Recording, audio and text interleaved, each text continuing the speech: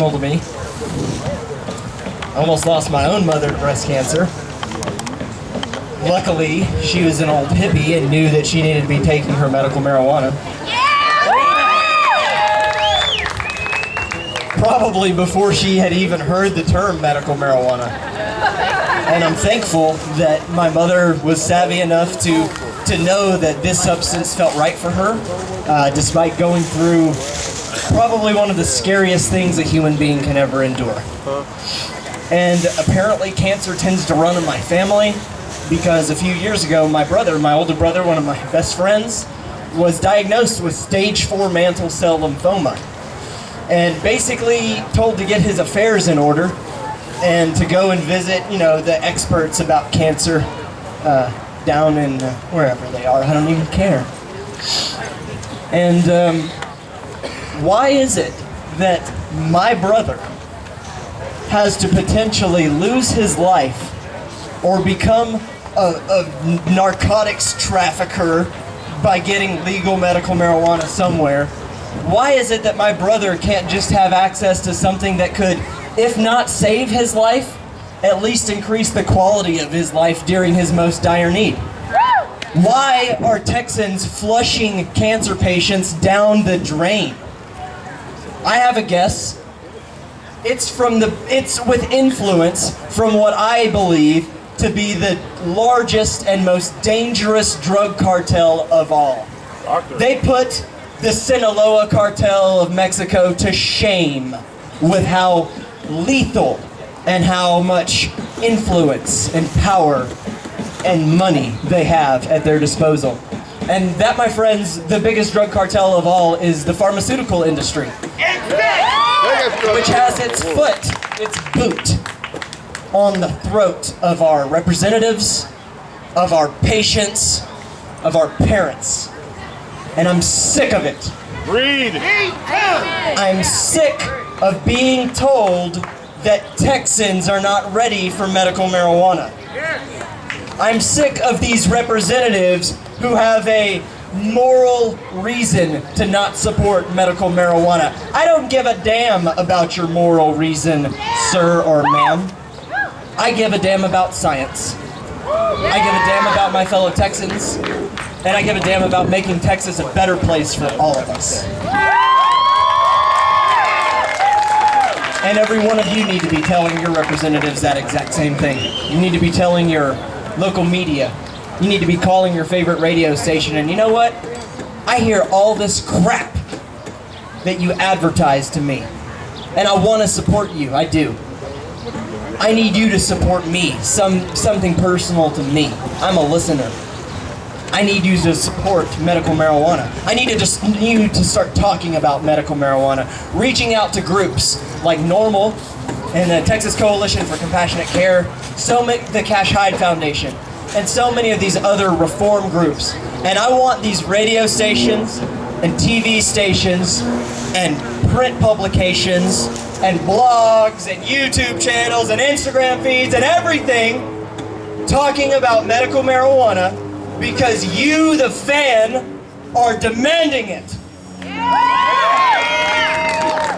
And the way that works is you make some phone calls, you schedule a tour, I don't know, you tweet at them, you do what you gotta do. You gotta be creative though, because they're getting it from all ends. And if you can be that person that gets a story about medical marijuana on Telemundo or on any network that is not likely to typically cover marijuana, then guys, that's just like what we're doing here. It's representing this culture and this movement. It's reaching thousands, if not millions of other Texans. And if you are going to be your own advocate for freedom and fairness, you need to have the guts and the balls to go and have a conversation that makes you and possibly the person you're talking to a little bit uncomfortable. Because if marijuana was going to legalize itself, it would have already happened, am I right? If medical marijuana was going to come to Texas when a certain percentage of Texans supported it, or the rest of the country supported it, it would have already happened, right? So it's up to us, right? Excellent. Up next, this speaker is a personal friend of mine who His activism has grown very strong over the last couple of years. He is one of our volunteer slash merch coordinators here at DFW NORML. You've probably seen him at almost everything we do because he is.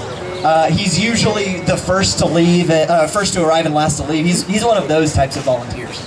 This is a man who gives so much of his time and self to marijuana law reform because he believes in it, okay? This is right there. Is that not impressive by itself? Yes. Okay, now imagine this.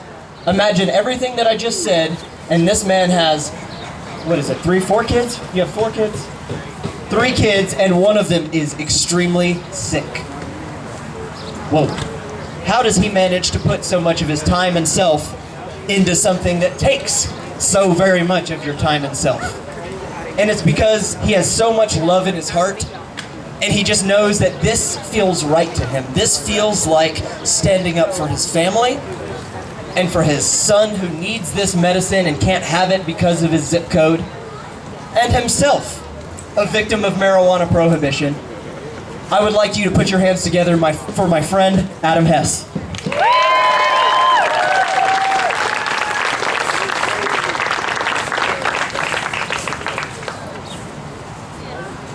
Hello, everybody.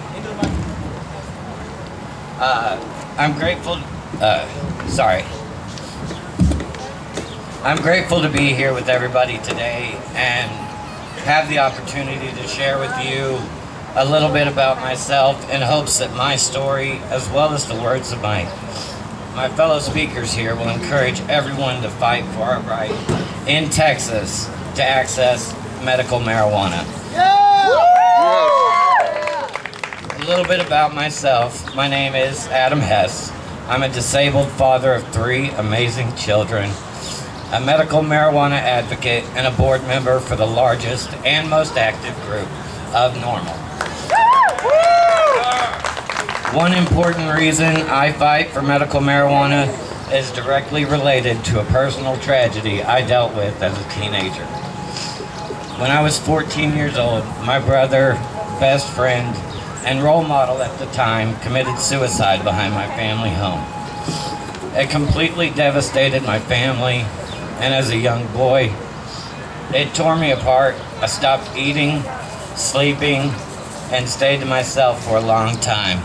My family didn't know what to do with me, so they took me to a psychiatrist that did nothing but put me on antidepressants.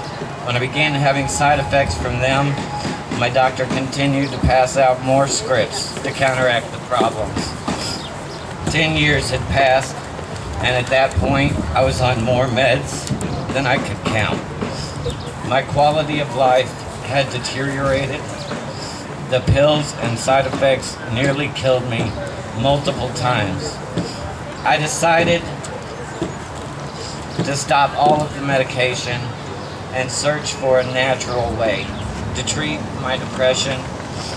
I stepped away from my current meds and began a routine with marijuana. It was like a light switch had been flipped. My world completely opened up, my health improved, and I felt like a new person. My second and most important reason for being a medical marijuana advocate is my son. 6-year-old Bruce, more commonly known as Brucilla. Bruce had an accident last year when he fell backwards from our 2nd-story window, landing in the bush below on his head. While being treated at the hospital, we found there were no serious injuries from the fall. However, the doctor said something I never saw coming. It was from that moment on, my family's lives changed forever. They said Bruce sustained no internal damage, but we found something on his CT scan. They had found a large congenital mass growing on the left side of his brain, so much so that the left portion of the brain was being forced into the right half. After months of torturous testing and debating, we found that surgery was our best option. The plan prior to surgery was to remove the entire mass, but during the procedure, the doctor found that to be too dangerous because Bruce had so much pressure on his brain already. If the doctor would have removed the mass entirely, his seizures could become worse and more frequent. Windows were placed instead to slowly over time relieve pressure and reduce the mass size. Bruce had begun seizure medication prior to the surgery after his initial diagnosis, but it wasn't until after the surgery his behavior, mood, and personality started to change. Sorry, guys. Violent mood swings out of the blue, bouts of depression, and a constant sense of fear and uneasiness became a daily struggle for both him and our family. His surgery was in July of last year, but still he continues to struggle.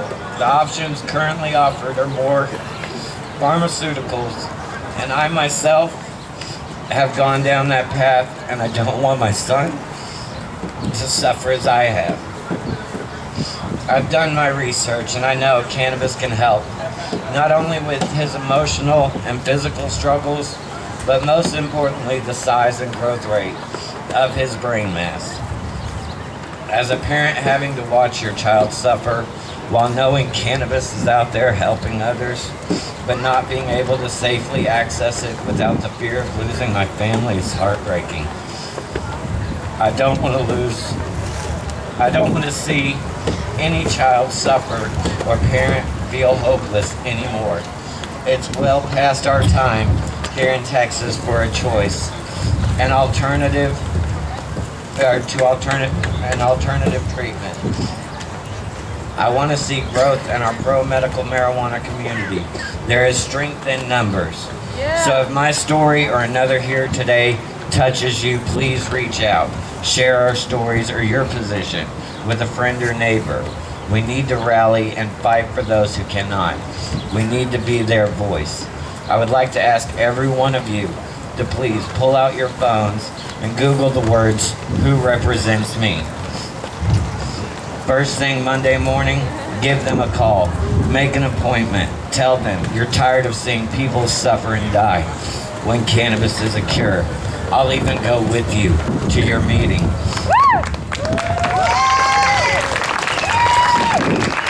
Without your help, I cannot safely access the medicine to cure my son. Thank you all. Have a good day.